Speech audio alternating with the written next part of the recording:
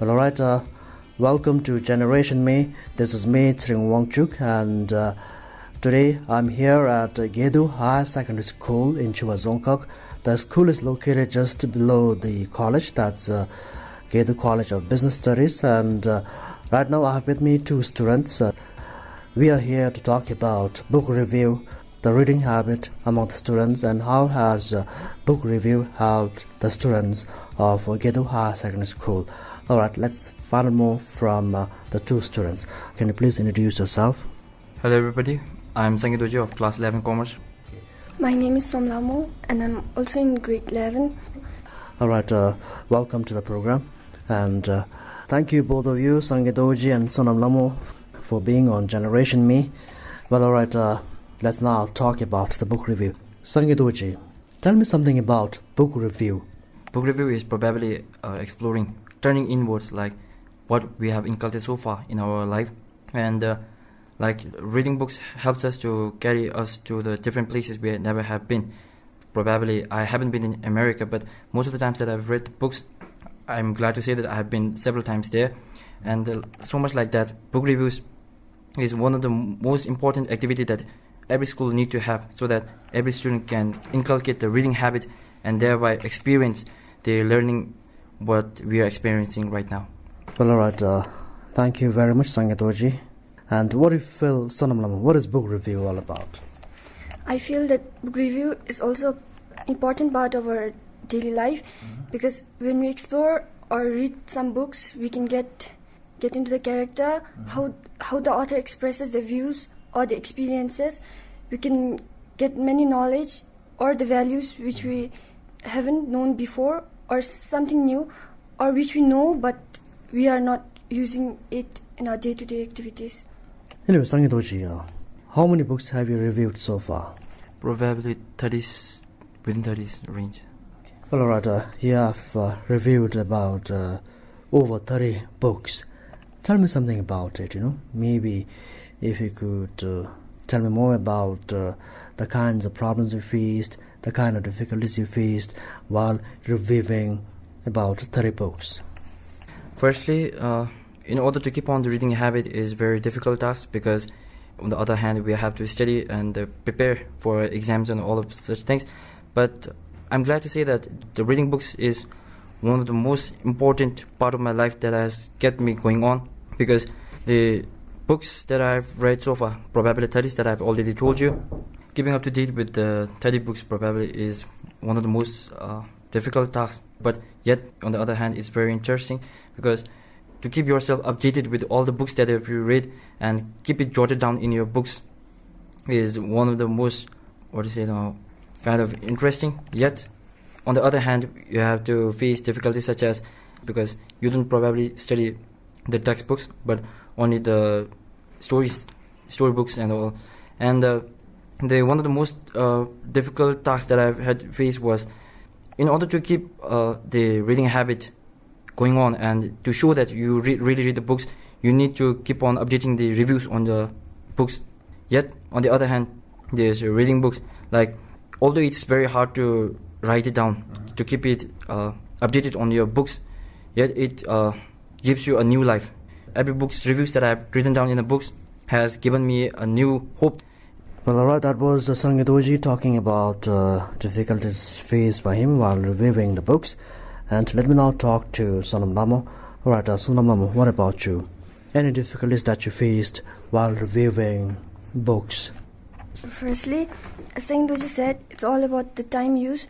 Inside school, we are all concerned about our subject studies, subject matters, and after school, when you go home, it will already be 5 to 6, and we will be very tired that time. We have to rest, and after that, we will do our homeworks. Then we don't actually get time to read all the stories we want to read. And secondly, it's about storybook itself. Sometimes the novels are divided into chapters. Sometimes it confuses us and we feel like not reading the book really. And sometimes the story is dual plotting story, a story within a story, and we get confused. So we have to read the book over again when we don't understand. Anyway, but how do you guys find time to review books? I'm sure you will have a lot of homework to do, to study, to prepare for a weekly exams or test. But how do you, find time to review books? For example, Sangye, Doji, you already, reviewed about 30 plus books. How do you find time? All thanks to our teachers, because probably they consider us when our turn comes to review the books. Suppose there is math test tomorrow, they consider us, and the problem is considered, and therefore we are exempted from the book reviews. But when it is really important, and they thereby push aside the test, and our school has been very supportive to us, because firstly, they themselves don't find time, like teachers running after a student to review a book. Yet they come up to us and ask us about what books that we have read, and if we want to share it or not. They take our feelings into consideration and thereby convey it to everybody that if we really want to, then we can come forward. If not, just step aside. We won't blame. That's all. And I owe a lot to our teachers in Gedu Higher Secondary School. Well, all right. Sonam Lamo, how did you manage to review? How many books you reviewed so far? 15 to 20. 15 to 20. All right. You reviewed 15 to 20 books. How did you, manage to review about or over 15 books? Firstly, inside the school, every week we get once a library period. That time we can interchange our books, or the book we got last time we can change with another book if we finish that book. So it won't take much time in selecting our books, probably 15 minutes. And other time in the library period we can read the book we have got. And from my personal experience, I read it in the morning when I get up. Probably at 5 to 6, I get up until I get ready for my school. I read library book, and in the evening, sometimes when we can't express our emotions to others, I read the books. Anyway, how is this helping you? When you review books. As we know that when we don't read, we don't learn. For example, when after our exams, when we are going on vacation, we don't touch our books, and after 1 to 2 months we come back, gather in the school, and that time we are not familiar with some words we were familiar with before. So when we don't read, we don't get to know what we knew before. So when we keep in touch with books, we can improve our reading habits, we can improve the way we pronounce words, the way we speak to others, or the way we express our emotions. All right, thank you, Sonam Lamo. What about Sangye Doji? How book reviewing has benefited you so far? As she said, firstly, to come up with the pronunciation. Like, probably we don't know how to pronounce, most of our students don't know how to pronounce the words, particular words, but these books have been really helpful, because when such words come up on the books, we really want to know how it is pronounced, what is its usage, and thereby we go on surfing on the needs and all that, and thereby we come to know about it. And the second is it's helping us with the grammar.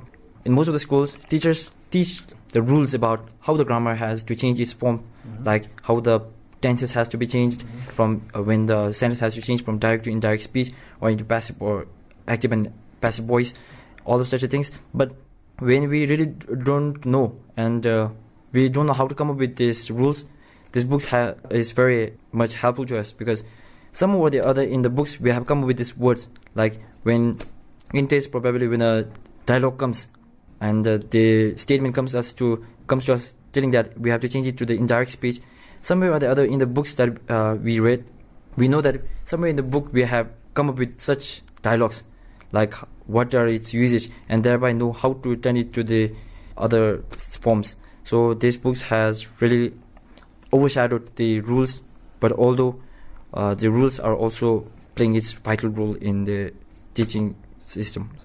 Say, when you review a book, how long does it take for you to review one book? When we are appointed for the job, we have to complete it in a day, but probably it lasts for a few days, and together with it we have to review on whatever the books that we have come up with and read it. And it depends upon the books that you read, and if the books that you read are more in number, the days are expanded, and thereby the book review that you get, opportunity that you get to review the books in front of everybody, are thereby expanded, and we get to know about a whole lot of other books. What about you? How long does it take to read one book?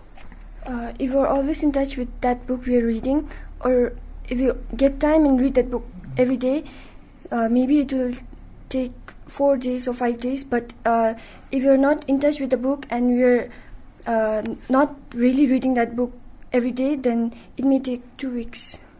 How is book reviewing helping to inculcate the reading habit among the students?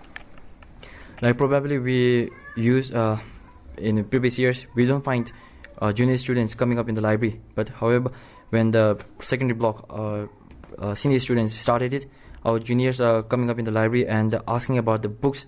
They want us to recommend the books which are good for them, and we do it for them, and this helping them a lot. And together with this, side by side, the senior students are also benefited, because they come to us, talk about the book, ask us about what the book is really about, and if there is another recommendation better than this book, then we tell it, and they are also getting into reading habits.